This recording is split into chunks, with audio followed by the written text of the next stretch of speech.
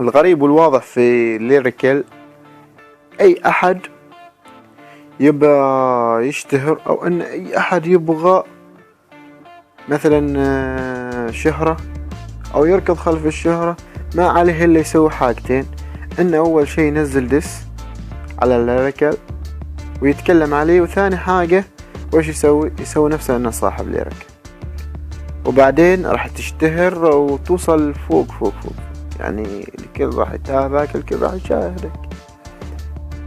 لحد الحين الساحة زفته، ما في شي نفسه أول لما تسمع للملك عبادي ولكلاش وجروب عيال مكة وشيب لريب، لما تسمع لهم تحس ان الراس متكيف. اما الحين ويش؟ اما الحين ما في رابر في الساحة مثل القدامى، ما في، كلهم بزرنجية.